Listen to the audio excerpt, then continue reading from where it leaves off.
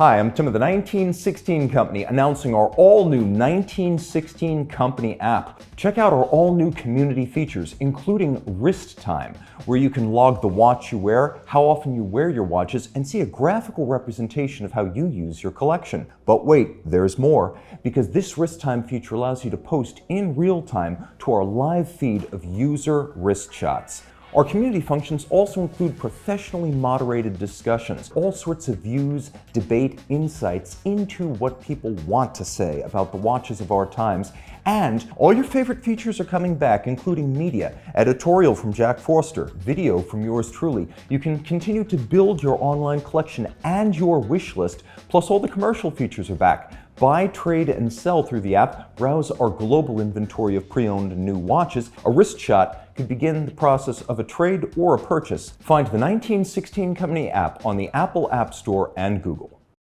Hi everybody, Jack Forster, Global Editorial Director of the 1916 Company, here once again with Eleonor Picciotto, who's our jewelry editor at large, but also a lifelong watch expert. And today we're going to take a look at what has been going on with the industry this year, macro trends, micro trends, and how we feel kind of at the midpoint of the watch year at a time when most of the watch industry actually gets ready to go on vacation. Yeah, pretty much. And I think it'd be an interesting format because we're testing it out with you and we're actually look forward to hearing your comments. And if you find it interesting, if you find it relevant, if you think it's pointless, if you think we're useless, that could be the problem. But truth being told, we're halfway through the year. By the time we're shooting this, we have just left Watches and Wonders, the auction season. Geneva Watch Days is our next big event.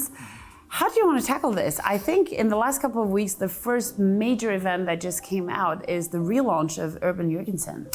Yeah, I mean, outside of the trade show format, that's probably the big news of the year. And it was a really, really interesting relaunch on a number of counts. I mean, to me, it kind of encapsulated a big segment of independent watchmaking has, kind of come to be about. I mean, we had watches that are very, very classically styled, very, very beautifully designed, but very, very, very traditional. Mm-hmm. Very traditional in their technical approach to watchmaking, very traditional in terms of their design, and very, very traditional in terms of their appeal, and also at an extremely high price point.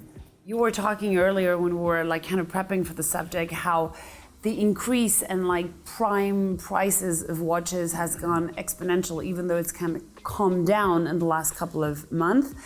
I kind of had the opposite vibe where I felt that the price segment of luxury watches had kind of drawn to something more affordable because clients, collectors were a bit fed up of the constant increase of pricing, and you made a clear point that we were talking about the institutional brands versus independents who either have brought a lot of attention to them in the last couple of years, becoming one of the key players of the industry, but more smaller players have came to the playground and made a name for them. And yeah. I'm thinking about Amida, who came back with the casquette watch and vintage classic design that's coming back to us. Dennison with his $650 watch and stone dials becoming a trend, the stone dial, but he makes it affordable. Furlan Mary, which we all know, and he's the beloved tiny independent that all watch collectors love. All these brands, I think, have come with a palette of options, and I'm again talking about Oris, I'm talking about Luira, who are more established brands, but they've kept the line, they haven't changed the prices, they haven't changed the values, and it's just on a steady pace that to some extent we're wondering why institutional brands are actually doing this. They should be doing that. Dennison is a brand that you've mentioned several times recently, and let's talk about them a little bit. I thought the release was really interesting. The people associated with the brand are really interesting. And you don't think of the guy who designed the Royal Oak Offshore and somebody like John Reardon getting together to produce a design-forward stone dial watch that retails for under $1,000, and yet here we are, mm-hmm. and it was a big hit. So what lessons are there to be drawn from that, do you think? I think they're part of the rare, and I haven't interviewed Emmanuel actually, and we've kind of missed each other even though we live a few blocks away in Geneva, but it's just... Just go knock on his door. That's what it is, that's what I'm gonna end up doing. But truth is, I think they're part of the few people who put themselves into the shoes of collectors and buyers and people who are genuinely interested in watches but don't necessarily have the means to spend 1,000 every week or every month on a watch. And they just wanted to make something, they wanted to make a product that had a cool design at not necessarily an affordable price, but just the right price.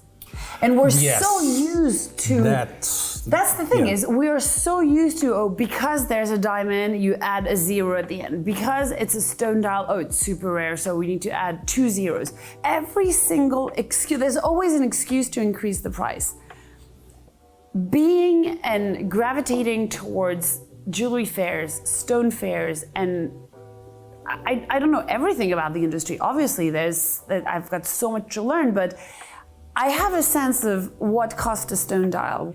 This is not what costs money. Like, people are being fooled by the speech that brands are giving. And I'm not pointing any brands in particular, but it's just that we're so used that because it's different, it's super expensive, that now, yes, everybody accepts that. And I think the exercise with Denizen or Furlan or Oris, where the prices are just right for what they're doing, yes, everybody's got to eat.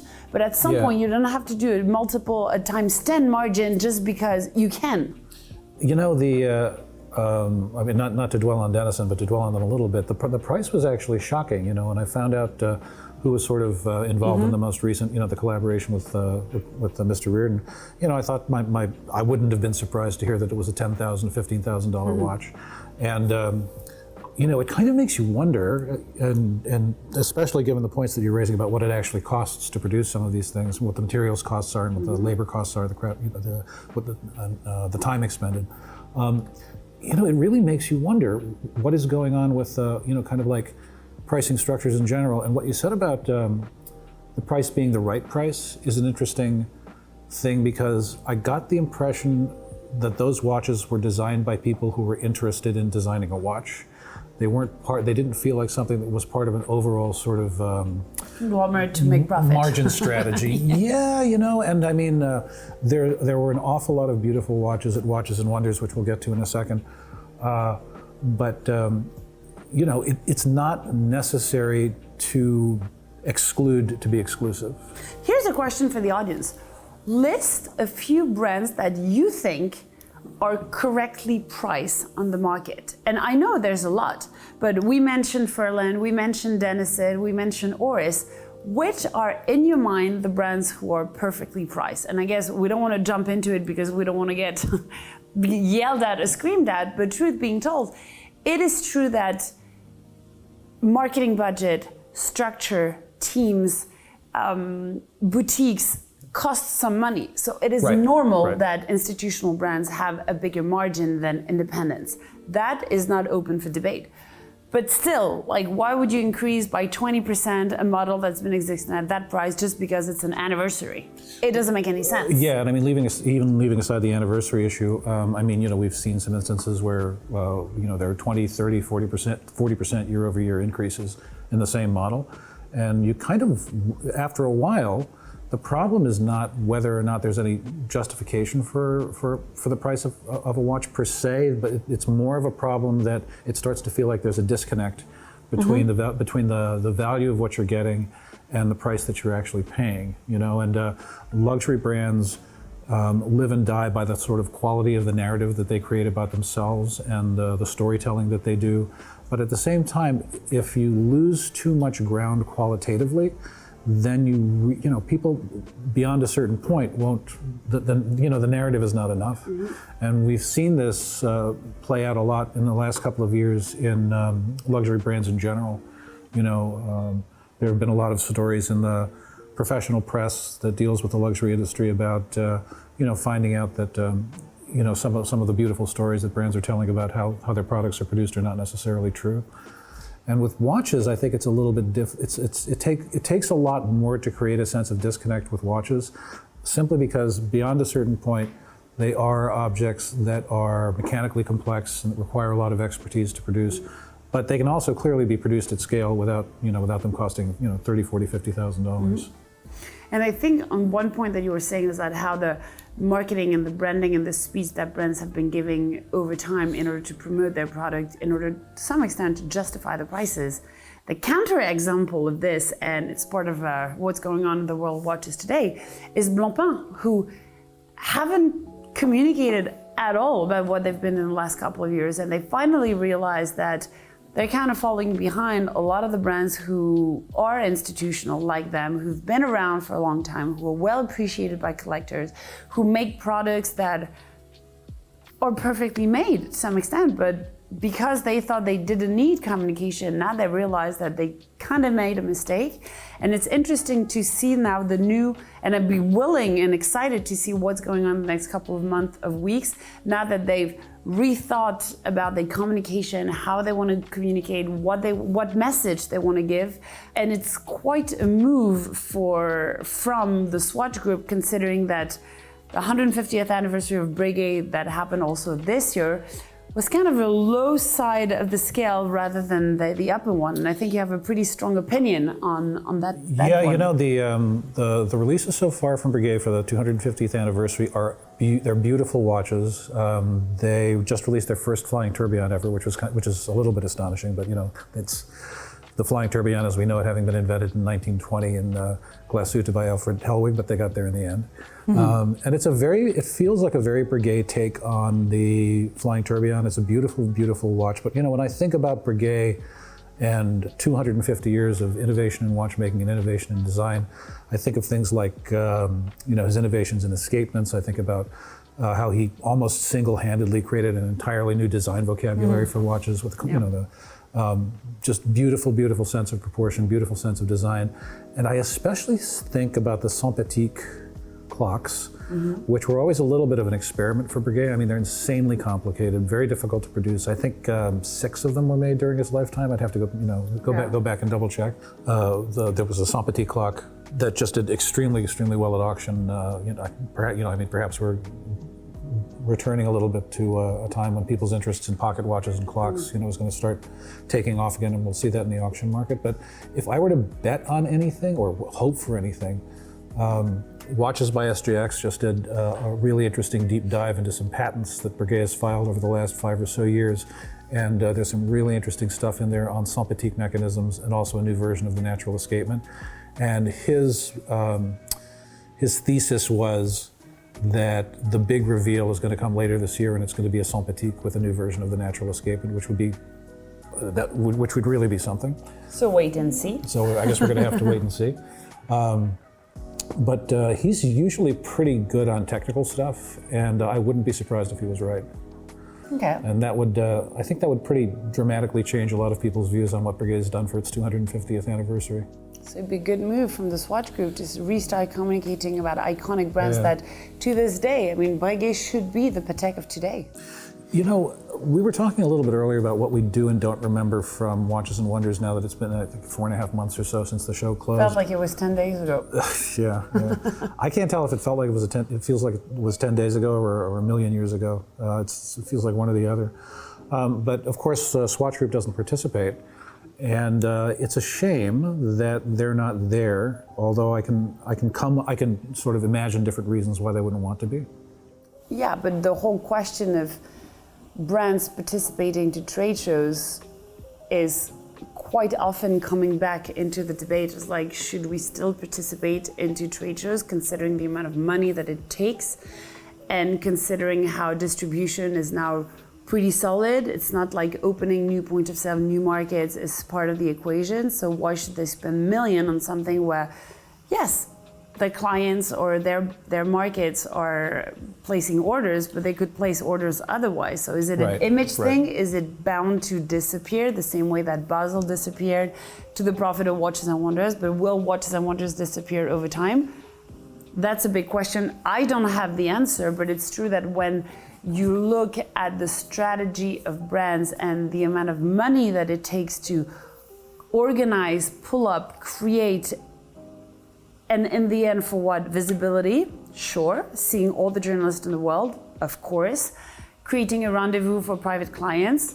Of course. Being in the center of the nerve of Geneva, which is the town, the city where watchmaking is nurtured. But then when you look at independence, back to the independence, HYT relaunched the brand and they're wondering, should we still participate or take that budget into touring the world and going and seeing our collectors to actually tell them about what's going on in the brand. If you think about Patek, if you think about Tudor, if you think about even Chanel, where the distribution is kind of closed, what are they still doing out there? That's an excellent point. And of course, what Basel World was a trade show. Historically, it was a trade show in the classic sense of the word. It was where retailers went to meet the brands for whom they were distributors, and champagne was drunk and contracts were signed, and that's kind of how you got watches into your distribution network. And then the whole nature of what a watch trade show was, started to change, and we've seen a transition to them becoming much more client-facing, much more sort of direct-to-consumer. A lot of brands. It's an image thing. It's an image exercise. So is that really what it is at this point? I'm a firm believer, even though, it's at home, and don't get me wrong, those 10 days are the most intense days of the year, but you get to see everything, everyone, in the lapse of time where I can go and live on a desert island for a year and I'll still have content to produce. Right. So that's why it is very important. But when you look at the different formats of what's going on, between watch and jewelry, we have one big event every month, which means that it never stops. And if we just stay and keep just the watch world... I'm sorry, you mean in jewelry there's a big... If you combine watch and jewelry, right, you've got one big event happening every month that you cannot miss because it's like a milestone in the industry. If you just stick to watches, now we don't have SIHH anymore, but you've got Watches and Wonders. But shortly after Watches and Wonders, you've got the auction season. After the auction season, normally now you've got a couple of independents in New York. You've got a few shows now that are more local. You've got the CR is now in June and not in October anymore. And then Geneva Watch Days, which we're leading to. 66 brands are participating in Geneva in September. And then you've got auction season coming up again. And then you've got the Dubai Watch Week, which has become another very big event, which is more on a social scale than a product scale, even though a lot of brands take the opportunity, and I'm thinking about UN 2 years ago, which will be a big launch for GP this year, Gérard Perregaux. But also new brands are participating to the Dubai Watch Week. And it's interesting because it's been organized by a retailer and not by the trade. And yet everybody wants to be there because it's very low-key, it's very informal, but at the very same time, a lot of business is being done in a specific market that is drastically expanding. It's outside, so you don't feel like you don't see the daylight for a week. Wait a second. Are you saying that you feel like there's actually more financial incentive to participate in something like Dubai Watch Week than there is actual financial incentive to participate in Watches and Wonders? Not Watches and Wonders, but Geneva Watch Days. Geneva Watch Days. Maybe I'm wrong, but that's what I firmly believe, just because of not necessarily the quality of the organization, because bear in mind, the organizer of Geneva Watch Days, a friend of mine, and I love them, but it's another show. Like, let me rephrase. For Geneva Watch Days, most of the brands present maybe 1 or 2 watches. It's a lot for not a lot at the end of the day. Right.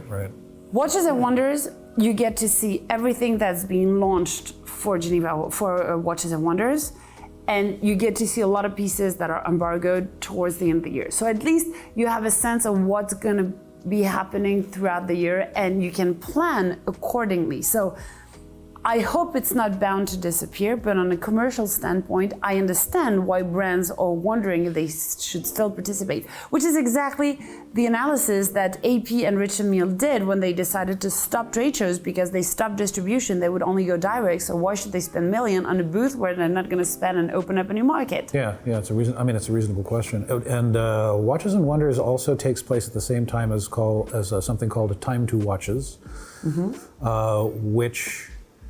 It's basically impossible to see everything. This has, and we can talk about this also. This has kind of struck me as a little bit of an incremental year when it comes to design, when it comes to technical innovation, when it comes to design innovation. But at the same time, we had how many brands participating in Watches and Wonders? Well, at Watches and Wonders, there were about 60 some odd? 60 something brands. Yeah. But then you had the outside brands, and you had more than 150 brands. Right. So it's impossible to see everything, even if you're there. Even if you live in Geneva and you're going to go see watches for 14 hours a day. Yeah, you can't see everything, and it's hard to know why some things rise to kind of like the level of wider public attention, and some things don't. It's also interesting because when brands wanted to step out of Basel because it was a fair, which means that it was too much, it was no organization, it was just the big mess of what fairs represent, and they wanted to make more of a trade show, so kind of the SIHH, where you would treat your clients in a proper way, that you didn't have like 25 appointments to run to, and you would be less wrecked by the end of the week, even though you're still as wrecked. But it's interesting how now it's grown and grown and grown, and we're not adding more days. And so how do you make that happen when you look at the schedule, and you and I are on the same pace, where we have 70 appointments in less than 7 days, right, and you see X amount of watches for each meeting. And like Cartier, for example, will show 50 references, whereas Single will only show 5, and MB&F will show 2. But at the end, if you count, it's like, so what did you see this week? Watches? How many? I don't know. What was the trend? I don't remember. What did you like? I don't want to see watches ever.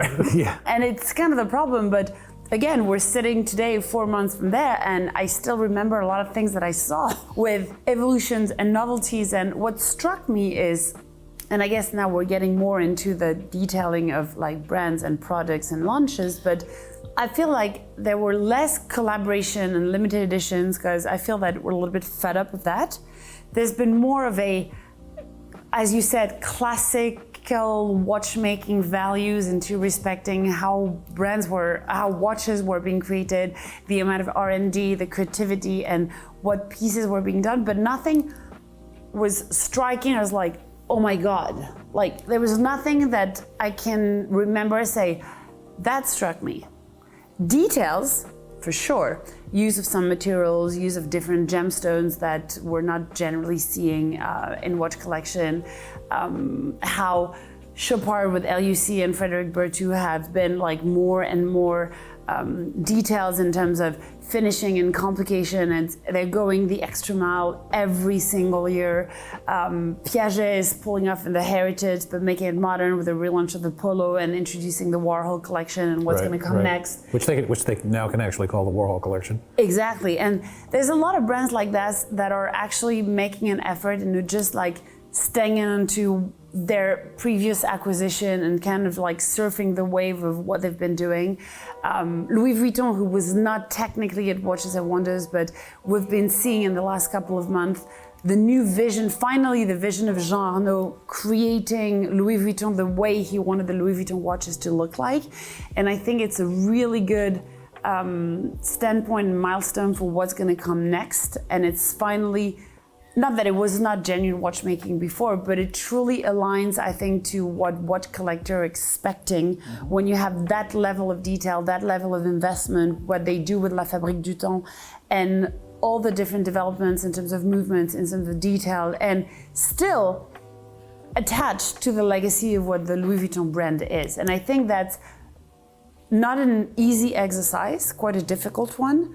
But with his vision, with his passion and dedication to watches, he's reaching a point where the next few years are going to be very interesting. I think one of the things that Jean Arnault has done really, really well, I think he's done a number of things really well, but with Louis Vuitton connecting the dots between the rest of what Louis Vuitton represents and the watches, I think they've done a fantastic job with that.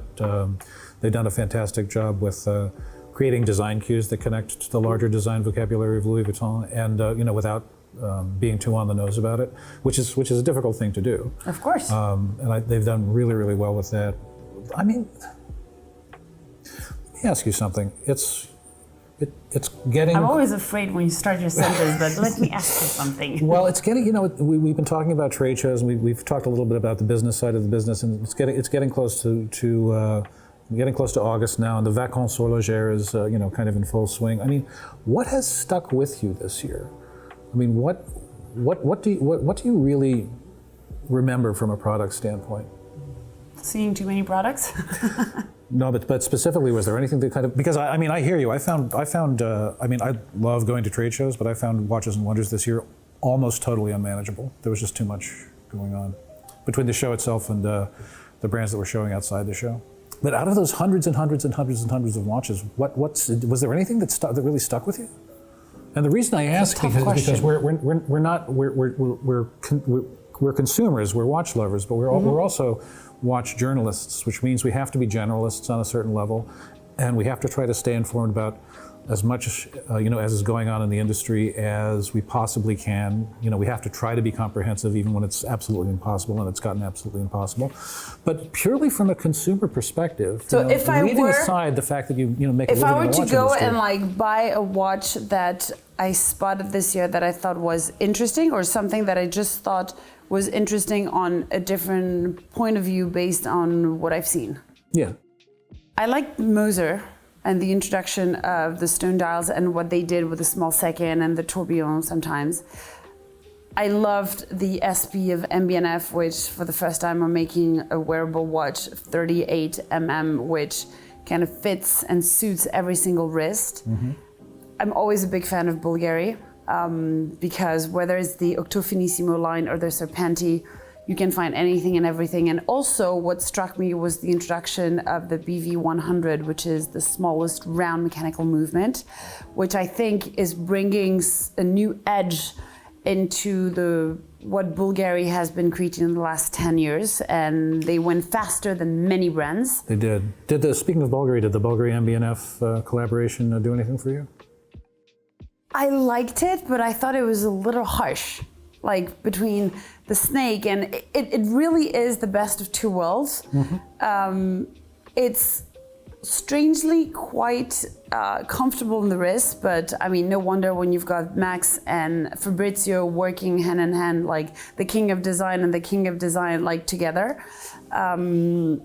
I thought that was interesting. It was a bit aggressive. It was aggressive, but it's a snake. It's a snake. That's the starting point. And most of what Max's does is aggressive in a sense that it's not edgy or pointy or like, wow, but it's striking. Each time he's unveiling a new watch, it's like, oh wow, I don't think I could ever wear that, but I find it really interesting. And yet he sold out on most of the edition that he creates. So that's interesting. Again, I love the Tudor, like the new black base, nothing new, just a new color combination. I'm always amazed by Chanel and how they blend the world of jewelry, couture, and watches at the same time. And again, the evolution that they've made on the calibers, the in-house calibers, on how they have been able to bring the brand to a level where now collectors are actually considering their watches. And bear in mind, Chanel watch and jewelry department has been created in 1993. So it's really recent. I think Chanel, like Louis Vuitton, has done a really great job connecting their watchmaking to the sort of larger narrative of the brand. There's a lot of really, really delightful stuff in there. But is there any actual piece, any actual product from this year that has stuck with you? I don't want to say no, because I know they are.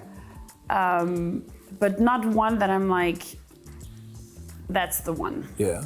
And strangely enough, maybe it could be the final one until next September when we're going to see the novelties.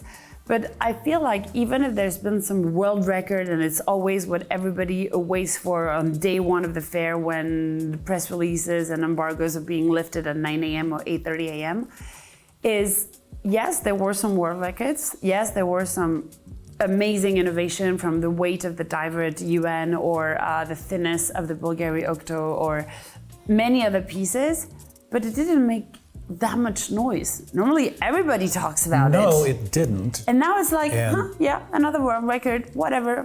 Not whatever, but kind of. I don't know, it was just weird. Beyond a certain point, there's so many different ways that you can go with complications. When I started going to trade shows in the early 2000s, there was a period of tremendous inventiveness in watchmaking in terms of complications and in terms of technical innovation, and it was the kind of thing that watch journalists, a lot of us love to write about, kind of like that aspect of watchmaking. But it really seems to have kind of gone away, and I think the poster child for the change in people's taste is what happened to the Cartier Fine Watchmaking collection. Now, I loved those pieces, you know, like the Astro Tourbillon, you know, all of the different variations on the mystery watches. But the truth is, it's not what people wanted from Cartier. And you know, Cyril Vigneron came in, and he was like, "We are a house of shapes," which is a kind of a reductive way to look at Cartier. But you know, what he understood was that Cartier's heritage as a design house was much more important for it to reflect to its customers than a new narrative about its skills as a complications manufacturer. And I look at what's going on in complicated watchmaking today, and you know, you're right. It's not, you know, people aren't really talking about technical innovation anymore. I mean, we have things like, the IWC with I think it's like a 43 million year, you know, moon phase. But beyond a certain point, those records kind of eat the rest of the watch alive. You know, you don't see the watch, you just sort of see the record. I mean, Rolex is a company that is known for its incremental approach, you know, to watchmaking and to technical design. And when the big technical story of the year is from one of the most conservative brands in the entire industry, that's, you know, you got to wonder what's going on. Yeah, it's true. Technical innovation is a tricky thing. I mean, it's something I'm fascinated by personally, and you know, you tend to because you're a nerd. That's 100% right. No, but you know, you tend to see the world in terms of your own tastes and preferences, and but the reality is that you really have to like the whole package, and you have to understand the whole package. And if the first reaction to a watch is, well, now I have to educate myself about some aspect of technical watchmaking that I didn't know about, there's a disconnect right there already. You know, there has to be a sort of, you know, wow factor. There has to be an emotional response at first. And then, if there's an interesting technical story to tell, you've got people's attention, but that can't be the only, you know, message that you're sending. And I mean, I think the poster child for this is what's been going on with ultra-thin watchmaking. I mean, every record that can be broken has been broken, and it starts to feel like, beyond a certain point, it starts to feel like stunt watchmaking, doesn't it? Look at the Constantin Shakin. Nobody talks about it, and he's the one who actually made no noise about it, and he's the one who made the thinnest watch in the world with a complication. Yeah, yeah. There's also this ego thing where he beat that one and the other one, and he's just like, yeah, I beat you all, but nobody talks about it. And it's kind of also this ego thing that there is in the watch industry that kind of amuses us at the same time, but there's a lot of ego into it. There is, and I mean, which can be a bad thing. It can also be a good thing because if it's a manifestation of genuine emotional commitment to the art of watchmaking. And you know, I mean, one of the things about there's been so much conversation over the last 5 or so years, especially about investment value and value retention, and you know, watch enthusiasts have become very, very sophisticated about how the industry works in terms of pricing, in terms of margin, and it's part of the reason that people are asking questions about these things. You know, but at the same time, it's easy to forget there are an awful lot of people working in the watch industry who really love watches. Yeah, it's true. And it's easy to kind of get distracted from that. And I mean, one of the things that I look forward to over the next, over the rest of the year is seeing what comes out that looks like it was created by somebody who really cared about what they were doing and weren't trying to construct a viable revenue stream. We were talking about Jean Arnaud and what he did with Louis Vuitton. Yeah. I think it's precisely the best example. Yeah, and I remember talking to him I think it was last year actually, about you know, the fact that, you know, practically speaking, Louis Vuitton has an awful lot of resources that most other brands don't have when it comes to watchmaking. And he said, yeah, that's absolutely true, and we have to pretend that we don't have those resources when we create our watches beyond a certain point, because otherwise, I mean, I'm going to jump in with my own kind of like view on the subject. It's easier than ever to manufacture a watch as a manufactured object than I think it ever has been. But when things are too easy, people get lazy. And lazy is not good for design, and it's not good for watchmaking. It's like when you get bored that you get creative. Yeah. Or when you have to be really, really selective about what it is you do, because you can't do everything. Well, I guess that sums up a lot of what's going on in the watch industry right now. Yeah. Let's I mean, there's such a huge emphasis on classical watchmaking and classical watchmaking values right now, and I mean, I wonder at what point are people going to sort of like pull back from counting the number of sharp inner corners that there are in a hand-finished watch movement, and start looking at that in the larger context of, you know, the entire watch. And that's kind of, if I'm hoping for anything in the enthusiast world over the next 6 to 12 months, it's that the level of discourse about hand finishing, which is something people have been really obsessed with for the last couple of years, becomes part of a more integrated discourse that's really about the, you know, the whole watch. Because you can have, and they're out there, a beautifully hand-finished watch that's a complete failure from a design standpoint. True. Very true, but then it's a matter of taste. Yeah. So I guess, well, we're halfway through 2025 and we're looking forward to the second half and see what's going to happen. Yeah, absolutely. And so we'll do another one of these, I guess, right before Christmas and see where we are. Yes, but that will be either you coming to Geneva or we'll have to do it remotely because I will not be able to travel. That's a good point. Yeah, let's do it remotely.